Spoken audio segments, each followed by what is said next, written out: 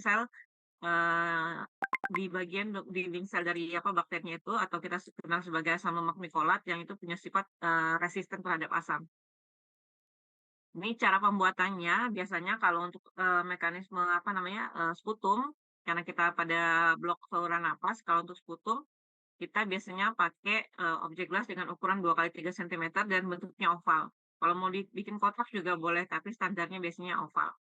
Kemudian, cara melakukannya, oke, adalah dengan mengambil apa namanya, sputum yang warnanya kental hijau kuning gitu ya. Nanti diletakkan di atas objek gelas, kemudian diratakan dengan membuat lingkaran-lingkaran kecil dari tengah menuju ke pinggir.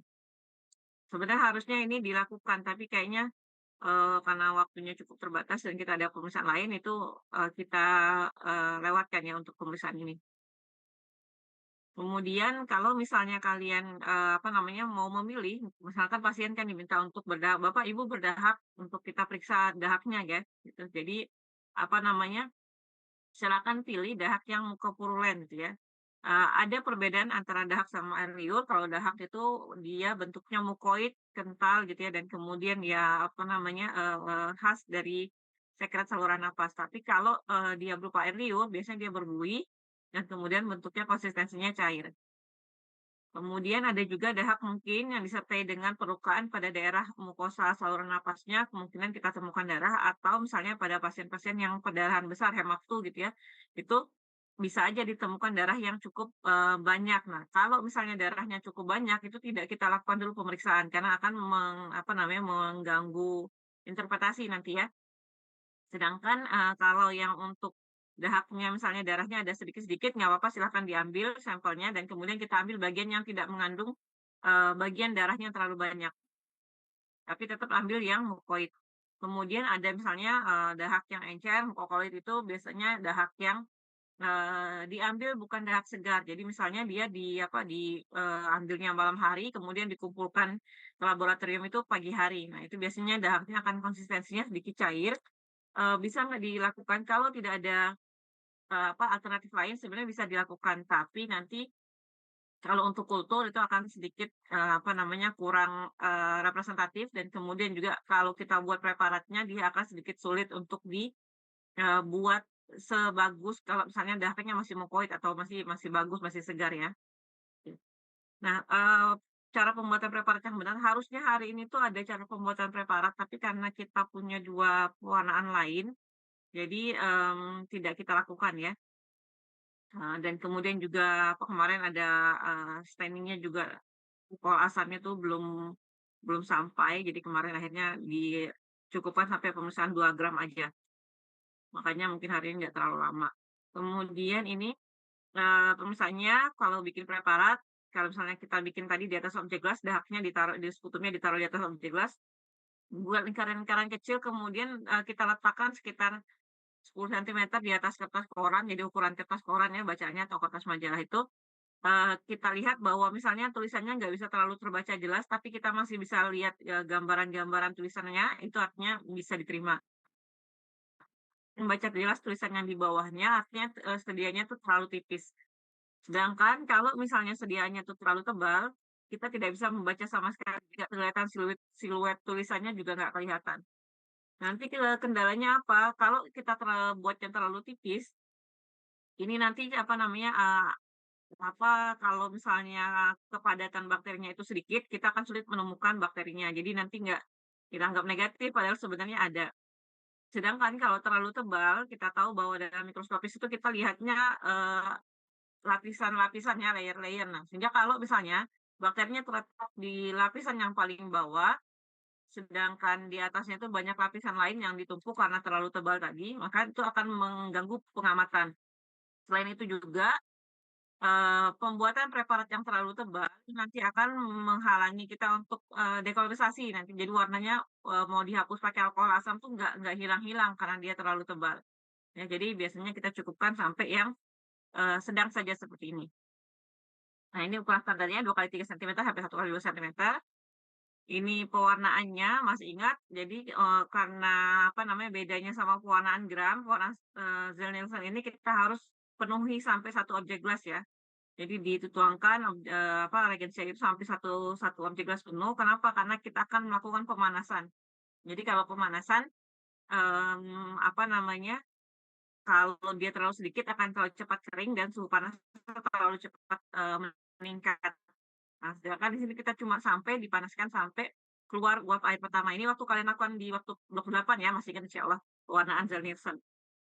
Setelah itu nanti dikasih karbonfusin, kemudian dibersihkan dengan air, dekolorisasi pakai alkohol asam, dan kemudian baru dibersihkan lagi dengan air, baru kita counter stain dengan metilen blue. Sehingga nanti hasil akhirnya preparatnya warnanya biru ya. Ini prinsipnya, waktu pewarnaan pertama kita kasih karbonfusin, semua sel yang ada di sputum tersebut atau yang ada di preparat itu akan berwarna merah. Nah, kemudian ketika kita dihangatkan, pada proses penghangatan itu, asam lemak mikolat yang konsistensinya tuh kayak wax, kayak lilin, dia akan menghangat atau mencair gitu ya. Sehingga kemudian nanti zat warna karbonfusinnya akan bisa masuk ke dalam isi selnya, isi sel bakteri Mycobacteriumnya itu dengan lebih, bagus.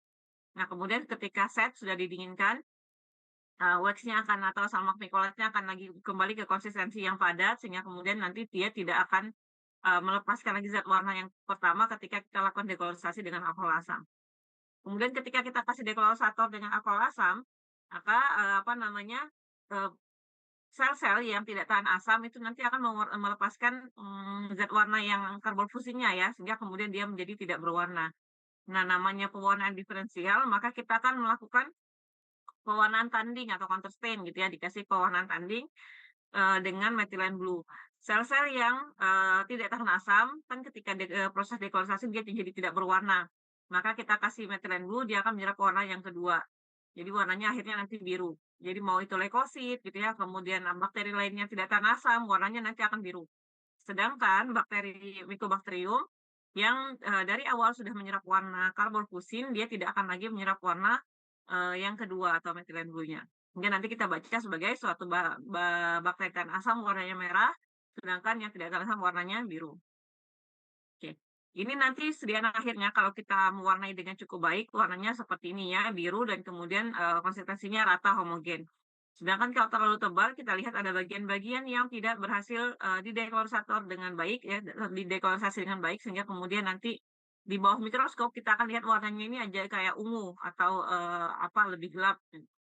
Ini yang kalau, dari awal pembuatan preparatnya tidak rata, ini yang kalau dekolorisasinya kurang, jadi nanti warnanya akan lebih banyak merah gitu ya, dan ini kalau misalnya tidak rata juga. Ini terkelupas. Terkelupas itu biasanya ketika proses pembuatan preparatnya, sekutunya sudah kering, kemudian kalian, gesek-gesek lagi pakai ujung ose dan kemudian nanti biasanya terkelupas dan ini yang bisa menyebabkan aerosol ya keluar ke udara. Oke, di bawah mikroskop kita akan lihat dengan pembesaran 1000 ya, dengan pembesaran 1000 lensa objektifnya 100, lensa okulernya 10, sehingga kemudian nanti dengan pembesaran 1000 kita lihat ada, latar belakang biru, yang akan kita cari atau kita amati adalah bakteri bentuk basil warnanya merah, nih ya. Mungkin ada yang fragmented ya, pecah-pecah kayak gini ya, atau kemudian ada yang masih solid atau utuh penuh. Mmm. Nah, satu sel ini dihitung sebagai satu bakteri. Jadi dalam satu kali pengamatan kita akan melakukan penghitungan berapa jumlah bakterinya, ya. Nah, kadang-kadang ada yang berkelompok, ada yang seperti Coccus ini artinya fragmented ya. Jadi dia, sebenarnya tidak viable, tapi, masih bisa ditemukan. Biasanya ini pada, kasus yang misalnya setelah pengobatan ya, jadi sudah ada pengobatan, bakterinya kemudian, fragmented. Sorry ini contoh yang lepra, ini contoh aja. Nah, kemudian dalam pembacaan BTA, beda dengan pembacaan gram. Jadi kalau pembacaan gram kan cuma ada atau tidak ada. Nah, pada pembacaan BTA kita minimal mengamati 100 lapangan pandang. Jadi kalau, kalian lihat, di satu mikroskop itu kelihatan satu lapangan pandang, nah digeser terus sampai 100 kali, gitu ya. Atau minimal disebutkan 100 BTA yang ketemu gitu ya. Nah, cara pemeriksaannya adalah dengan, zigzag gitu ya, atau sebenarnya karena ini kan kita bikinnya 3 sentimeter. 1 sentimeter itu dalam pembesaran 1000 itu mewakili 50 lapangan pandang. Jadi kalau misalnya kita benar-benar dari ujung ke sini, ke ujung sini 3 sentimeter, itu artinya kita bisa mengamati 150 lapangan pandang.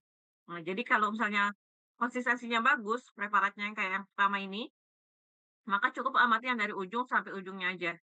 gitu ya. Jadi dari ujung sampai ke ujungnya aja. Nggak usah pakai zigzag. Tapi kalau misalnya, preparatnya jelek, misalnya kayak yang ini ya, ini boleh pakai metode yang zigzag tadi. Nah ini ya. Jadi dari kiri ke kanan, turun ke bawah, kanan ke kiri, turun ke bawah, kiri ke kanan, dan seterusnya sampai ditemukan 100 lapangan pandang. Oke. Interpretasinya, kalau tidak ditemukan satu pun dari 100 lapangan pandang yang kalian lihat, satu pun hasil, tahan asam, maka disebut sebagai negatif. Tapi kalau ditemukan dalam 100 lapangan pandang, jadi udah ditemukan, ini nggak ketemu, ketemu satu, nggak ketemu lagi, ada lagi satu. Nah, totalnya itu adalah 1 sampai 9 BTA, kita bilangnya scanty, ditulis dengan jumlah bakteri yang ditemukan per 100 lapangan pandang. Selanjutnya, ini kalau misalnya ditemukan 10 sampai 9 BTA, kita sebut sebagai 100 lapangan pandang gitu ya. Dalam 100 lapangan pandang kita sebut sebagai positif satu. Kalau ketemu dalam satu lapangan pandang, sekali lihat ada 1 sampai 10, minimal ada 50 lapangan pandang yang dilihat seperti itu, maka kita sebut sebagai 2 positif. Kalau ketemunya lebih dari 10 BTA, contoh yang kayak gini ya, lebih dari 10, maka kita bilangnya, minimal ada 20 kondisi lapangan pandang yang seperti ini, kita bilang sebagai 3 positif. Positivitas ini tidak mempengaruhi tata laksana, tapi nanti, kemungkinan virulensinya akan lebih tinggi atau penularannya akan lebih tinggi pada kepadatan yang lebih tinggi bakterinya. Kemudian nanti di, praktikum ini, selain itu juga saya akan, menjelaskan nih tentang yang anak kelas Gamma, kalau misalnya mau OTW sambil ke Madang boleh deh ya, hati-hati di jalan. Kalau misalnya sambil jalan ke Madang juga nggak apa-apa, hati-hati. Ya, jangan maksudnya diamatin aja, nanti, ininya nyusul aja, nyusul apa sih namanya, kuisnya. Oke, kita lanjutkan. Nah, nanti dalam pengamatan ini juga akan dijelaskan tentang Streptococcus pneumoniae ya. Eee, ada pohonan gram yang kita masukkan ke sana. Nah, Streptococcus pneumoniae seperti yang saya jelaskan di IT kemarin, dia sebenarnya flora normal yang ada di, saluran nafas atas manusia gitu ya, terutama di daerah faring. Nah, tapi, kalau kita ketemu strain yang patogen itu bisa menyebabkan penyakit, bahkan misalnya, bisa sampai menimbulkan, infeksi berat terutama misalnya pada anak-anak atau orang tua gitu ya, atau bayi atau orang tua. Nah, pada pewarnaan gram staining karena dia Streptococcus adalah Coccus gram positif, maka kita akan lihat Coccus berwarna ungu dan dia bentuknya, berpasangan, dua-dua gini ya. Nah, beda sama Neisseria gonorrhoeae, kalau Neisseria gonorrhoeae kan Coccus gram negatif ya, ini Coccus gram positif dan kemudian kalau di Neisseria gonorrhoeae tuh kita lihat bentuknya tuh kayak biconvex ya, kayak ginjal gitu ya. Bagian tengah yang berhadapan itu rata, tapi bagian pinggir yang di luar itu bentuknya cembung. Nah, tapi kalau di Streptococcus pneumoniae itu dia, apa namanya, ujungnya sama-sama meruncing, jadi kayak lancet, maka kita bilangnya bentuknya kayak lancet ya. Sorry ini saya ambil dari internet nih biar, nggak sempet mutuin yang di laboratorium, tapi nanti kalian akan amati yang di laboratorium itu seperti ini. Oke, kemudian oh ya ini ya, ini gram positif Coccus menyebab, infeksi pneumonia, faringitis, dan kemudian ya rata-rata itu ya faringitis. Kemudian nanti kita juga akan mengamati, pewarnaan gram dari Corynebacterium diphtheria. Mmm, sorry saya juga lupa menambahkan karena ternyata ini preparatnya cukup baru ya dan sayang kalau untuk dilewatkan. Tapi, nanti mungkin akan ditambahkan di penjelasan yang lain. Masih ingat Corynebacterium diphtheria itu adalah, bakteri penyebab, penyakit difteri.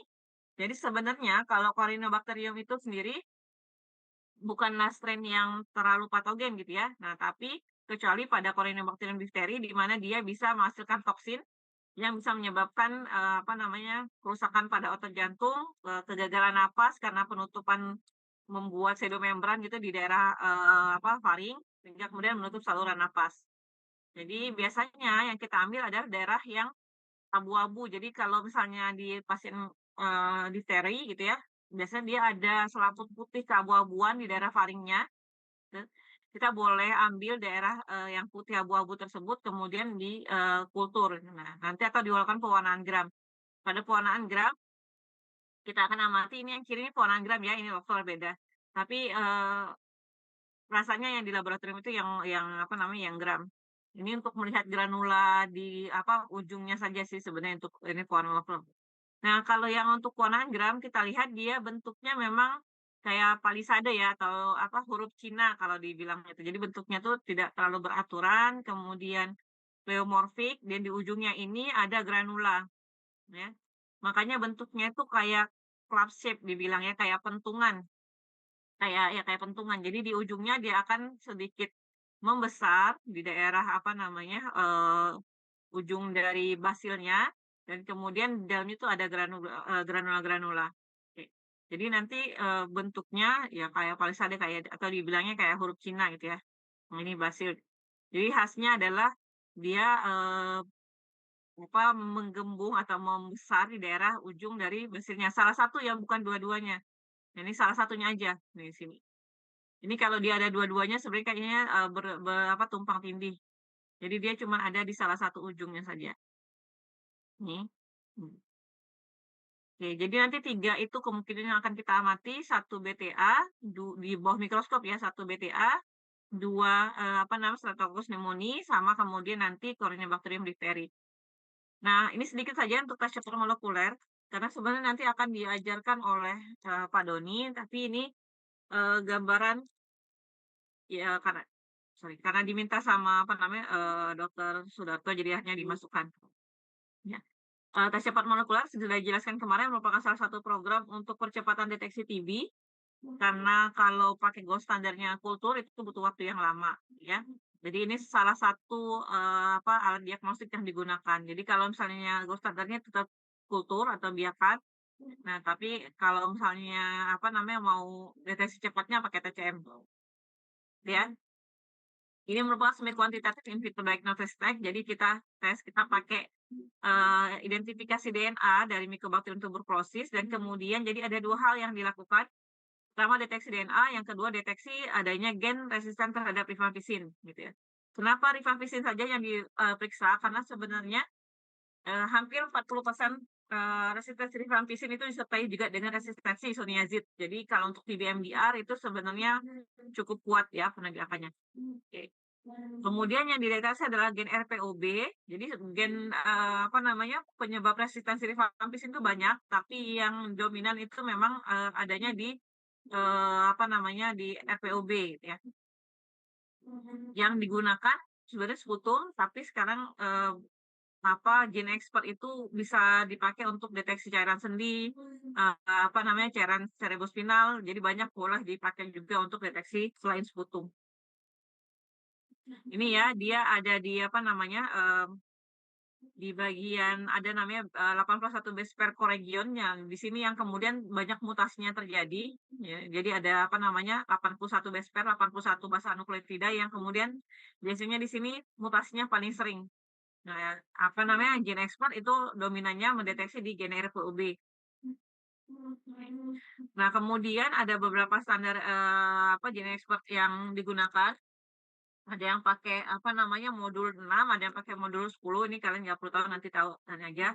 Cara penyiapannya adalah, sekutum segar itu nanti dicampurkan dengan, regensia untuk, apa namanya, mengisolasi DNA-nya, ya.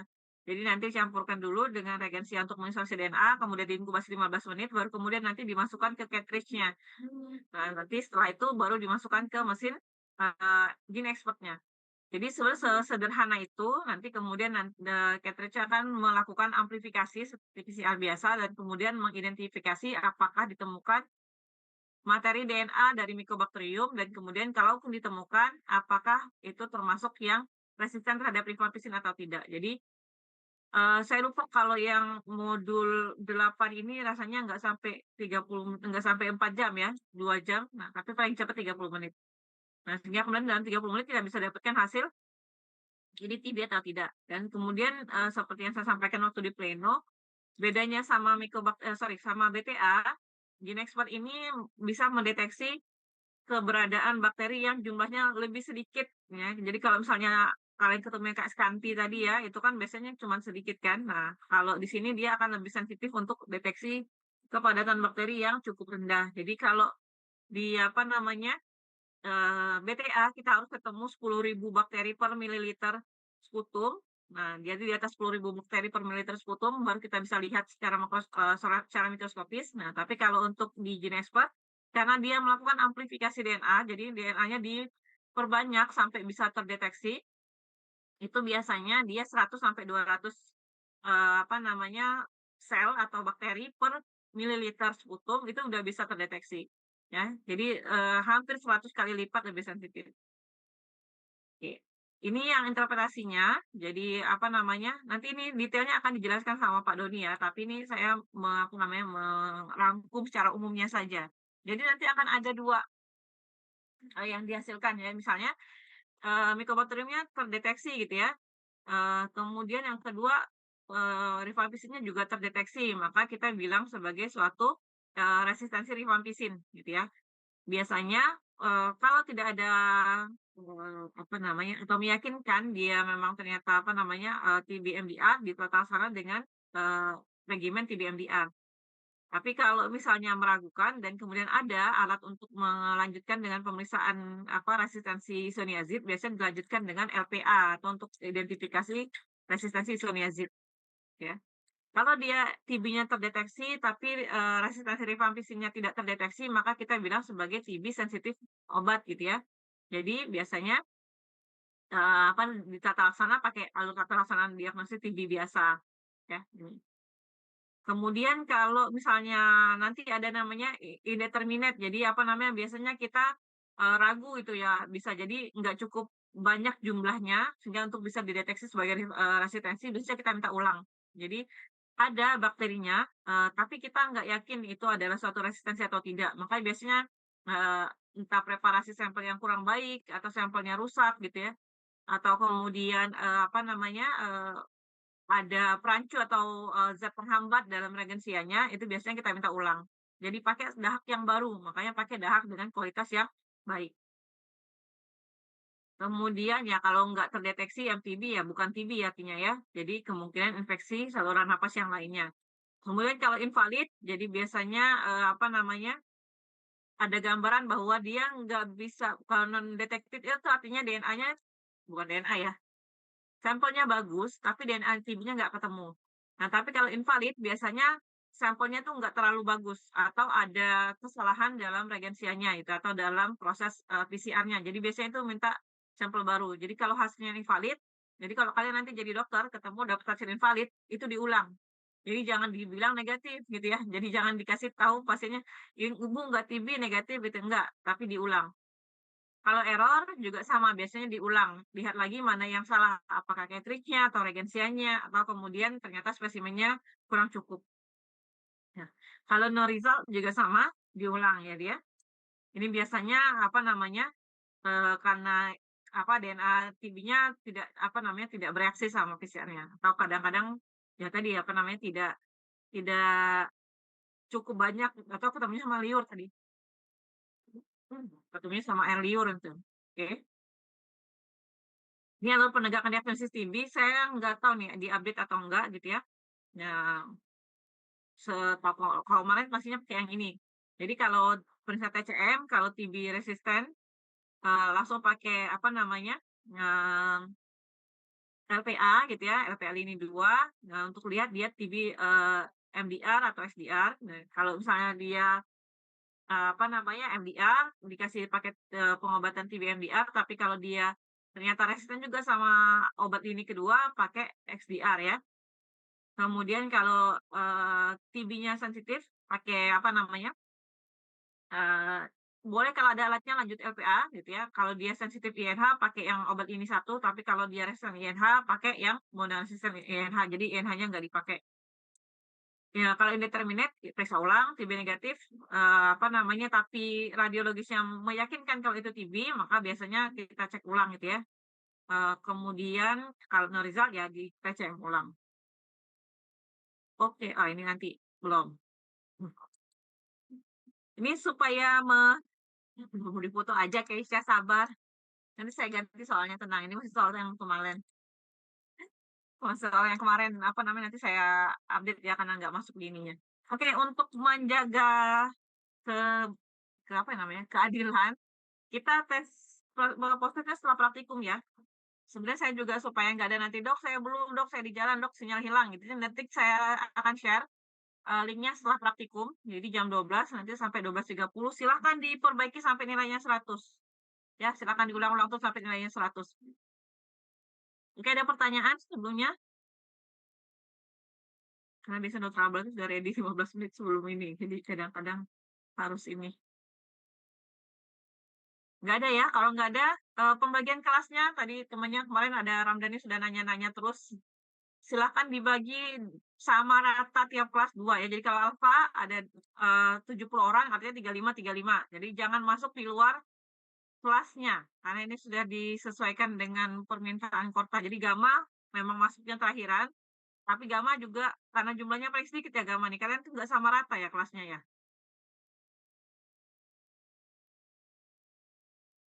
Nggak tahu kalau kemarin kakak tingkat kalian pas giliran gamma tuh, oh yang masuk cuma 20 orang gitu ya. Jadi kalau ini nanti silakan bagi sama rata, nanti saya sesuaikan, daftar hadirnya dengan daftar hadir yang dari Korta. Oke, kalau tidak ada pertanyaan nanti kita ketemu 8.50 untuk kelas alfa 1.